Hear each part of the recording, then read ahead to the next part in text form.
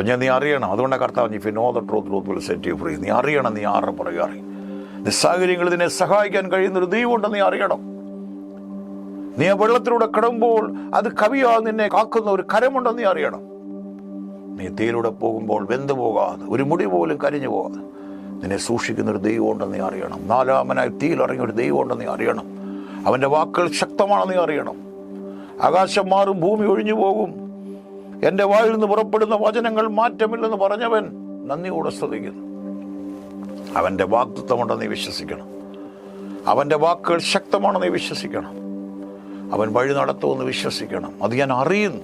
അയ്യോ എൻ്റെ പാസ്റ്ററെ, ഞാനൊന്നും അറിയുന്നില്ല, എനിക്കൊന്നും അറിയത്തില്ല, എന്താ എനിക്ക് ചെയ്യേണ്ടതെന്ന് ഒന്നും എനിക്കറിയത്തില്ല. അല്ല കുഞ്ഞേ, ആ പ്രതിസന്ധിയുടെ നടുവിൽ, പ്രശ്നങ്ങളുടെ നടുവിൽ ദൈവം നിനക്ക് വേണ്ടി ഒരു വാതിൽ തുറന്നിട്ടുണ്ട്. ഞാൻ എപ്പോഴും പറയും, ഒരു വാഹനത്തിന് എമർജൻസി ഡോറുള്ള പോലെ ആ പ്രശ്ന നടുവിൽ ഞാൻ തന്നെ വഴിയും സത്യവും ജീവനെന്ന് പറഞ്ഞ ദൈവം നിനക്ക് വേണ്ടി ഒരു വാതിൽ തുറന്നിട്ടുണ്ട്. ഓ ശാന്തന അടഞ്ഞ വാതിലുകൾ തുറന്നു വരേണ്ടത് പറഞ്ഞുകൊണ്ടിരിക്കുമ്പോൾ തന്നെ യേശുവിൻ്റെ നാമത്തിൽ നിന്നെ കാണാൻ കഴിയാത്ത, ആത്മനാഥനെ കാണാൻ കഴിയാത്ത ഒരു ദൈവപ്രവൃത്തി ആ കോലാട്ടുകൊറ്റൻ ആ വെളിപ്പെട്ട് വരട്ടെ. അബ്രഹാമേ, നീ കയറിയപ്പോഴത് അവിടെ ഉണ്ടായിരുന്നു, പക്ഷെ നീ അന്ന് അത് കണ്ടത് നിന്റെ വിശ്വാസ കണ്ണോട് നീ തുറന്നില്ല. അന്നേരം നീ ആമേൻ ഹല്ലേലൂയ കരുതലിന് വേണ്ടി വെയിറ്റ് ചെയ്യുന്നതിന് മുമ്പ് നീ കുഞ്ഞിൻ്റെ കൈകാലുകൾ കെട്ടി, അത് നിൻ്റെ ഒരു വിശ്വാസമായിരിക്കാം. ഓക്കെ, നീ ആ കുഞ്ഞിനെ കൈകാല് കെട്ടി കടത്തി, പക്ഷെ നീ വാളെടുക്കുമ്പോൾ ദൈവശബ്ദങ്ങൾ ദൈവത്തെ സ്തുതിക്കുന്നു. വിശ്വാസ കണ്ണ് തുറന്ന് നീ ചിലത് കാണുമ്പോൾ, oh thank you Lord, thank you Lord. പ്രതിസന്ധിയുടെ നടുവിൽ വിശ്വാസ കണ്ണ് തുറന്ന് നീ കാണുമ്പോൾ നീ ചിലത് കാണാൻ ഹാഗറേ, ഓ ബാലന്റെ മരണം എനിക്ക് കാണണ്ട എന്ന് പറഞ്ഞ് ഒരുപാട് ദൂരത്ത് മാറ്റിവെച്ച്, പക്ഷെ അവിടെ ഒരു നീറുറവയുണ്ടായിരുന്നു. അവളോട് ഇവനെ ഞാനൊരു ജാതിയാക്കുമെന്ന് പറഞ്ഞപ്പോൾ തന്നെ ഒരു വാഗ്ദത്തം ഉണ്ടായിരുന്നു. നിന്നെ വിളിച്ചിറക്കിയ ദൈവം ചുമ്മാതെ നിന്നെ കൃപയിലേക്ക് കൊണ്ടുവന്നല്ല, നിന്നെ ആകർഷിച്ചപ്പോൾ തന്നെ, അവൻ നിന്നെ തെരഞ്ഞെടുത്തപ്പോൾ തന്നെ നിന്റെ ഭാവി അവൻ്റെ കയ്യിൽ ഭദ്രമാണ്. നീ വിശ്വാസത്തോടെ അവൻ്റെ വഴിയിലേക്ക് അവൻ്റെ ശബ്ദം കേട്ട് മൂവ് ചെയ്യാത്തതുകൊണ്ട് ആ തടസ്സങ്ങളുണ്ടായി. ഞാൻ നന്ദിയോടെ സ്തുതിക്കുന്നു. വചനത്തിൻ്റെ വാതിലുകളെ തുറന്നിടുന്ന പരിശുദ്ധാത്മാവിനെ നന്ദി പറയുന്നു. വിശ്വാസ കണ്ണോടെ വചനം പറയുന്ന ആ മലയിൽ അബ്രഹാം തിരിഞ്ഞു നോക്കിയപ്പോൾ, പിന്നാമ്പുറത്തേക്ക് നോക്കിയപ്പോൾ കൊമ്പിൽ കുരുക്കിയ ഒരാട്ടുകൊറ്റനെ കണ്ടു. അത് വാതിലാണ്, യേശുക്രിസ്തുവാണ്, നന്മയാണ്, അനുഗ്രഹമാണ്, ദൈവമഹത്വമാണ്, ദൈവപ്രവൃത്തിയാണ്, വിടുതലാണ്, സൗഖ്യമാണ്, നിറവാണ്, കൃപയാണ്.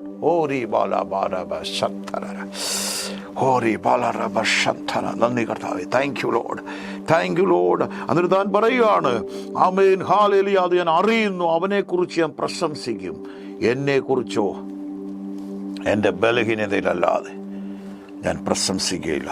എന്നെക്കുറിച്ചോ എൻ്റെ ബലഹീനതകളല്ലാതെ ഞാൻ പ്രശംസിക്കത്തില്ല.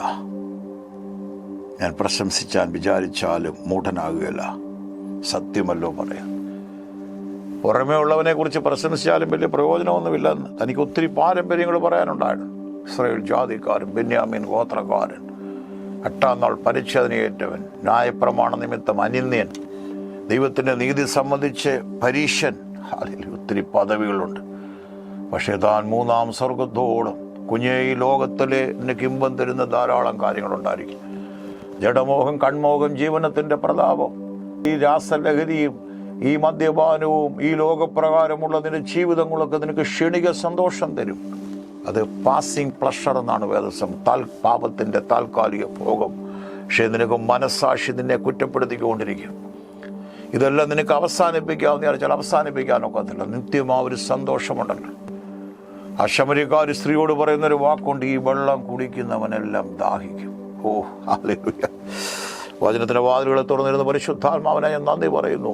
ഈ വെള്ളം കുടിക്കുന്നവനെല്ലാം ദാഹിക്കും, ഞാൻ കൊടുക്കുന്ന വെള്ളം കുടിക്കുന്നു. ആമേൻ. അതിൻ്റെ അർത്ഥം എന്താ പറയുക? ഈ ലോകത്തിൻ്റെ എല്ലാം തീരെ ഒരു ഭർത്താവ്, 2 ഭർത്താവ്, 5 ഭർത്താവുണ്ട് ഇപ്പോൾ ഉള്ളതുകൊണ്ട് നിൻ്റെ ഭർത്താവല്ല. ജീവിതത്തിൻ്റെ തിരഞ്ഞെടുക്കുക. നമുക്കിങ്ങനെയൊക്കെ ജീവിക്കാം, സാരമില്ല. കുടുംബജീവിതങ്ങളാകുമ്പോൾ അല്ലേ, ലിവിങ് ടുഗദർ ആകുമ്പോൾ പ്രശ്നങ്ങളൊന്നുമില്ലല്ലോ. മറ്റേ നിയന്ത്രണങ്ങളുണ്ട്. ആ നിയന്ത്രണങ്ങളൊന്നിനെ തകർക്കാനല്ല, ദൈവിക നിയമങ്ങളാണ്, നിയന്ത്രണങ്ങളാണ്. വിശുദ്ധിയും വേർപാടും ദൈവത്തിൻ്റെ പദ്ധതിയാണ്. ഭാര്യ ഭർത്തൃ കുടുംബജീവിതം ദൈവം കൽപ്പിച്ചാക്കിയിരിക്കുകയാണ്.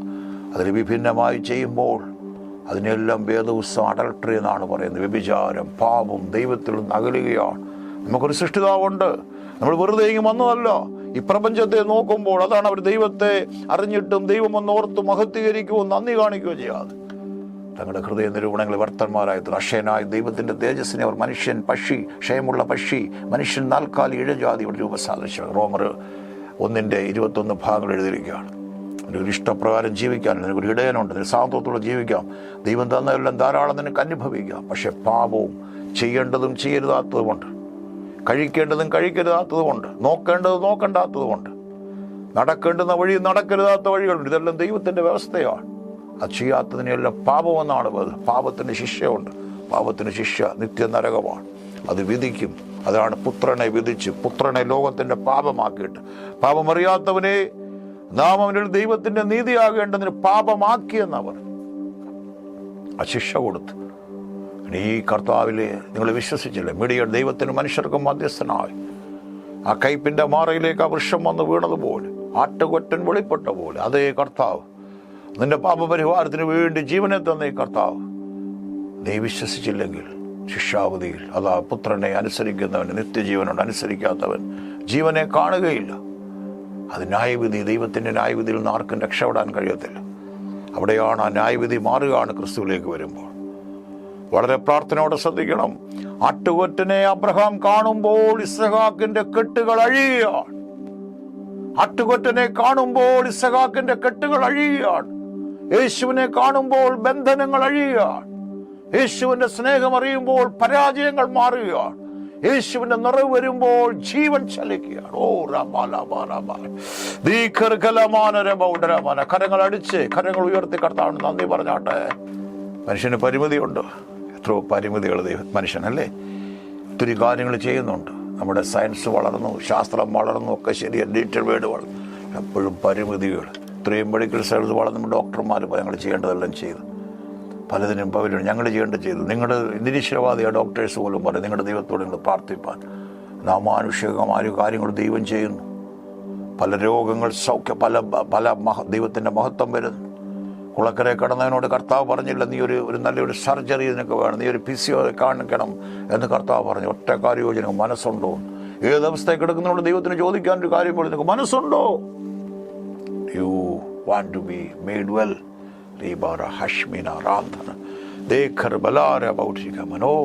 ആത്മാവിൽ എഴുന്നേക്കുന്നത് കാണാം, ജീവൻ ചലിക്കുന്നതിനെ കാണാം, ദൈവമഹത്വം വെളിപ്പെടുന്നതിനെ കാണാം. നിറവെനിക്ക് കാണാം. അവനെക്കുറിച്ചും എൻ്റെ ബലഹീനതകളല്ലാതെ ഞാൻ പ്രശംസിപ്പാൻ വിചാരിച്ചാലും മൂടനാകുകയില്ല. സത്യമല്ലോ പറയുന്നത്. എങ്കിലും എന്നെ കാണുന്നതിനും എന്നെ എൻ്റെ വായിൽ നിന്ന് കേൾക്കുന്നതിനും മീതെ ആരും എന്നെക്കുറിച്ച് നിരൂപിക്കരുതെന്ന് വിചാരിച്ചാൽ അടങ്ങും. താൻ ഇതെല്ലാം ലഭിച്ച മനുഷ്യൻ വിളിച്ച് പറയുവാണ്, എന്നെ കാണുന്നവര് ആമേൻ കേൾക്കുന്ന അത് മീതെ എന്നെക്കുറിച്ച് ആരുമൊന്നും നിരൂപിക്കരുതെന്ന് വിചാരിച്ചാണ്. ദൈവത്തിൻ്റെ കൃപയും സന്തോഷവും നീയൊക്കെ ഒന്ന് അനുഭവിച്ചു കഴിഞ്ഞാണല്ലോ. ആ പരിശുദ്ധാത്മ, അതാണ് ദൈവത്തിൻ്റെ വചനവും നല്ല വചനവും വരുവാനുള്ള ലോകത്തിൻ്റെ ശക്തി ആസ്വദിക്കുകയും ചെയ്തവർ. അതുകൊണ്ടാണ് ഞങ്ങളുടെ ശബ്ദം ഉയരുന്നത്. അതുകൊണ്ടാണ് ഞങ്ങൾ പരസ്യമായിട്ട് ദൈവത്തെ ആരാധിക്കുന്നത്.